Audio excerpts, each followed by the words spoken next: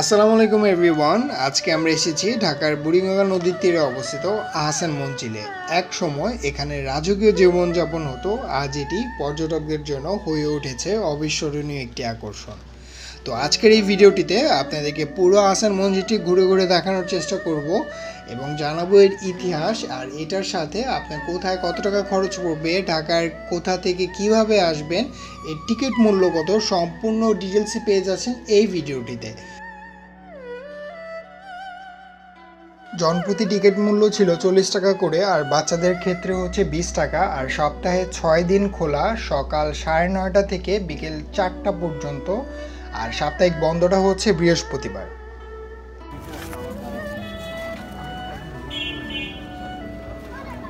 Gate দিয়ে ঢোকার সাথে সাথেই গোলাপি রঙের প্রাসাদটি দেখেই আপনি মুগ্ধ হয়ে যাবেন। আহসান মঞ্জিলের এই লম্বা সিঁড়ি এবং ঠিক বরাবর বয়ে চলা বুড়িগঙ্গা নদী এই প্রাসাদের রাজকীয়তার প্রতীক এবং এর প্রধান আকর্ষণও বটে। মন মাতানো সৌন্দর্যে ঘেরা এই রাজকীয় প্রাসাদের 3 পাশে খোলা প্রান্তর, যার 2 পাশে নবাবী আমলে ছিল ফুল বাগিচা।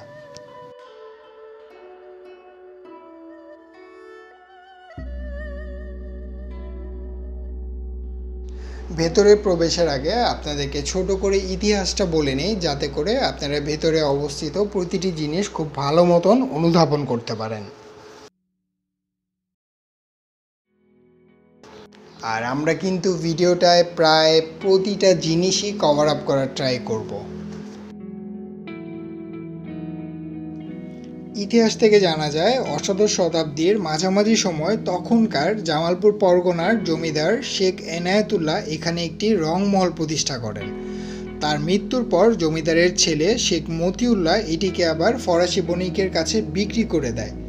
এরপর 1830 সালের দিকে এই আহসান মঞ্জিলের পাশের এলাকা বেগম বাজারে বসবাসকারী নবাব আব্দুল গনির বাবা খাজা আলিমুল্লাহ এটি কিনে নিয়ে বসবাস শুরু করেন। আর তার 29 বছর পর 1859 সালে খাজা আব্দুল গনি পুরনো প্রাসাদের ঠিক পাশেই নতুন করে সামনের দিকের প্রাসাদটির নির্মাণ কাজ শুরু করেন। তো দীর্ঘ 13 বছর পর 1872 সালে এর কাজ শেষ হয় এবং খাজা আব্দুল গনি তার পুত্র খাজা আহসানুল্লাহর নামানুসারে এই প্রাসাদটির নামকরণ করে আহসান মঞ্জিল।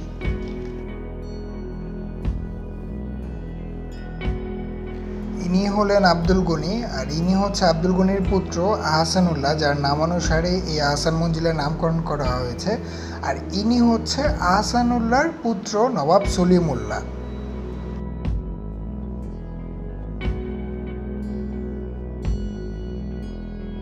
আহসান মঞ্জিলের প্রবেশের শুরুতেই আপনার চোখে পড়বে একটি বর্ষা, বল্লম, ঢাল, তলোয়ার সহ একটি সৈনিকের প্রতিকৃতি।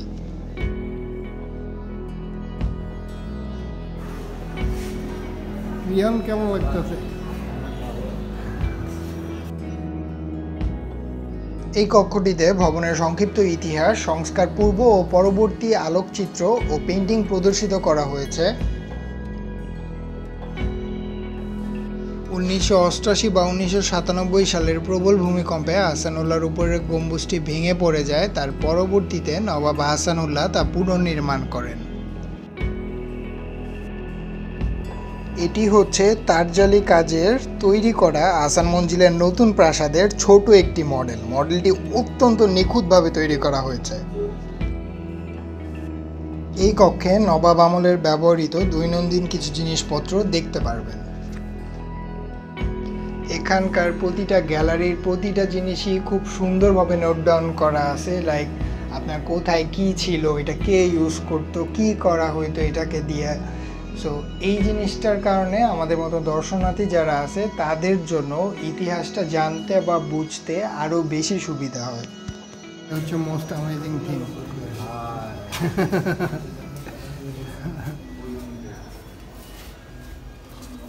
এই কক্ষটি নবাবদের রাজকীয় ডাইনিং রুম। এখানে নবাব পরিবারের সবাই একসাথে বসে খেতেন, অনেক বেশি অসাধারণ। আপনি যখন এই জায়গাটায় আসবেন সত্যি আপনি একদম এক কথায় মুগ্ধ হয়ে যাবেন। এই ডাইনিং রুমটি ঠিক এমনভাবে সাজানো হয়েছে যে নবাবী আমলের ভোজসভার সুন্দর একটা অনুভূতি আপনি এই জায়গাটায় দাঁড়ায় আপনি ফিল করতে পারবেন। আর এটা হচ্ছে কাঠের পর্দা। মহলের নারীরা মূলত এই পর্দা ব্যবহার করে পর্দার ওপার থেকে বাইরের মানুষের সাথে কথা বলতেন। নান্দনিক নকশায় মোড়ানো এই পর্দাটি কিন্তু কাঠের, কাপড়ের না। আর এটা হচ্ছে হাতির কঙ্কাল। এই হাতির মাথার কঙ্কালটি নবাবের বহু সংখ্যক হাতির মধ্যে ফিরোজ জং নামক এই হাতিটি নবাব আব্দুল গনির খুবই বিশ্বস্ত এবং প্রিয় ছিল বলে জানা যায়। প্রধান সিঁড়িঘরের এই জায়গাটা যে এত সুন্দর যা বলে বোঝানো সম্ভব না। বাংলার স্থাপত্যে এরূপ বৈশিষ্ট্যমণ্ডিত কাঠের সিঁড়িঘর সাধারণত দেখা যায় না। তো 1904 সালে গৃহীত আলোকচিত্র অনুযায়ী সিঁড়িটি সংস্কার সাধন ও মূলানুরূপ নিদর্শন করে সজ্জিত করা হয়েছে। এখানে প্রদর্শিত বর্শা, বল্লম, ঢাল, তলোয়ার আহসান মঞ্জিলের সেই আমলে ব্যবহৃত। আহসান মঞ্জিল কিন্তু কোনো সাধারণ ইমারত নয়, এটি সেই ইমারত যেখানে গঠিত হয়েছিল নিখিল ভারতের মুসলিম লীগ।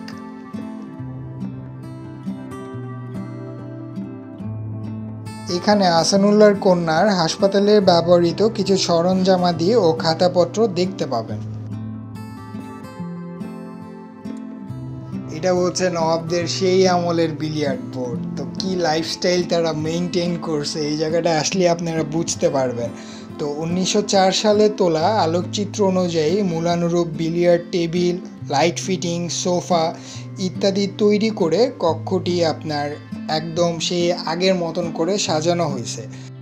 আউটডোর খেলাধুলার পাশাপাশি ঢাকার নবাবরা যে ইনডোর খেলাধুলারও যে বিশেষ পৃষ্ঠপোষক ছিলেন তা এই কক্ষটিতে আসলেই বোঝা যায়।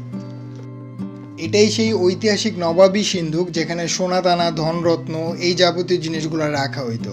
তো কোনো চোর যদি এই সিন্ধুক থেকে ধনরত্ন বা অন্যান্য জিনিসপত্র চুরি করতে চাইতো তাহলে কিন্তু তাকে একটা দুইটা না, মোট 89টা তালা ভাঙতে হইতো।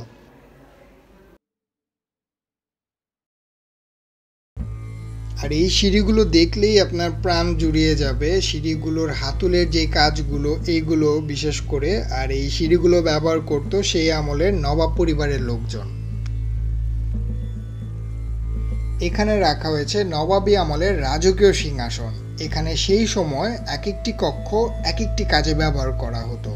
যেমন এখানে রয়েছে আপনার বৈঠকখানা, গ্রন্থাগার, খেলার ঘর, নাচ ঘর, অতিথিশালা, তারপর হচ্ছে আপনার কাঠ খেলার ঘর ইত্যাদি অনেক অনেক কিছু।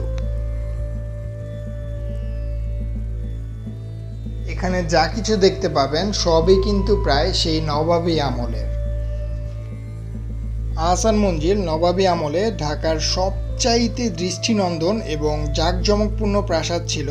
তো 1992 সালের পর খুব সম্ভবত এই আহসান মঞ্জিলকে জাদুঘরের আওতায় আনা হয়। এই নবাব বাড়ির নবাব খাজা সলিমুল্লাহ ছিল হচ্ছে আহসানুল্লাহর পুত্র। তো খাজা সলিমুল্লাহ কি পরিমাণে শিক্ষা অনুরাগী ছিলেন তা প্রাসাদের ভিতরের লাইব্রেরির রুমে গেলেই আপনার ধারণা একটা পেয়ে যাবেন আপনি। তো খাজা সলিমুল্লাহ কিন্তু ঢাকা বিশ্ববিদ্যালয় প্রতিষ্ঠার ব্যাপারেও বেশ ব্যাপক ভূমিকা পালন করছে। তো যেখানে সলিমুল্লাহ সেই সময় ঢাকা বিশ্ববিদ্যালয় প্রতিষ্ঠার জন্য 600 একর জমি দান করেছিল।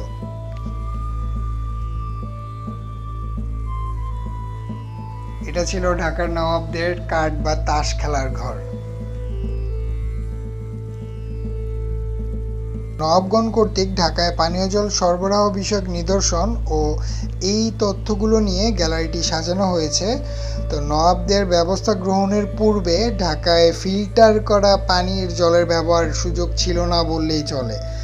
তো সেই সময় নবাব আব্দুল গনি নিজ উদ্যোগে সেই সময়কার প্রায় 2.5 লাখ টাকা ব্যয় করে ঢাকা শহরে ফিল্টার পানির কল স্থাপন করেন। বিশিষ্ট ও রাজকীয় অতিথিদের বিশ্রামের জন্য প্রাসাদের এই বেডরুমটা নির্দিষ্ট থাকত।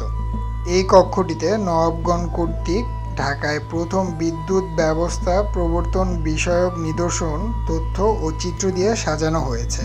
তো 1901 সালের পূর্বে ঢাকায় কোনো বৈদ্যুতিক বাতির ব্যবস্থা ছিল না।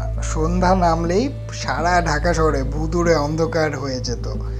তো নবাবগণ কর্তৃক মানুষজনের এই দুর্দশা লাঘব ও ঢাকায় সৌন্দর্য বৃদ্ধি ও আধুনিকায়নের জন্য ঢাকার নবাব আহসানুল্লাহ 1901 সালের 7ই ডিসেম্বর প্রায় সেই সময়কার 4.5 লাখ টাকা খরচ করে ঢাকার প্রথম বিজলি বাতির ব্যবস্থা করেন। এটি প্রাসাদের ড্রয়িং রুম। আহসান মঞ্জিলে আগত নবাবের বিশেষ অতিথিবৃন্দকে এখানে অভ্যর্থনা জানানো হতো।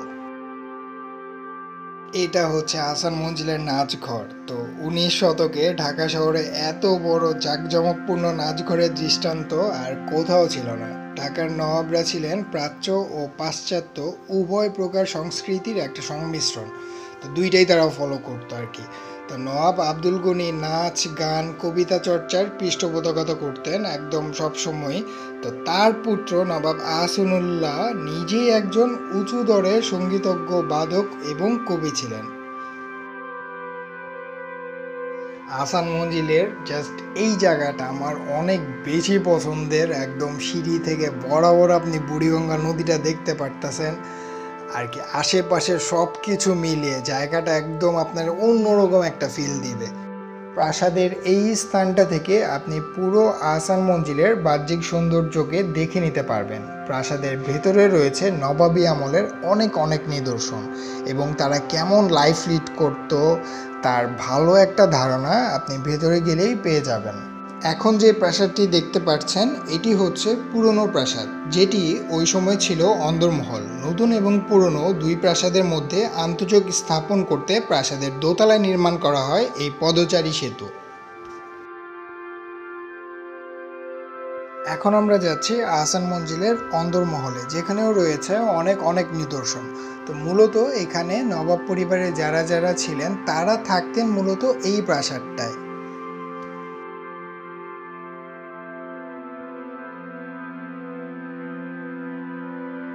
আহসান মঞ্জিল নবাবী আমলে ঢাকার সবচাইতে দৃষ্টিনন্দন এবং জাঁকজমকপূর্ণ প্রাসাদ ছিল।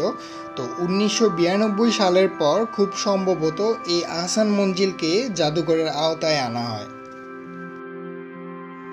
এখানে রয়েছে অরিজিনাল মার্বেল পাথরের তৈরি নবাবের বাথটব, আর সামনে যে কড়াইটি দেখতে পাচ্ছেন এটা পানি গরমের কাজে ব্যবহার করা হতো।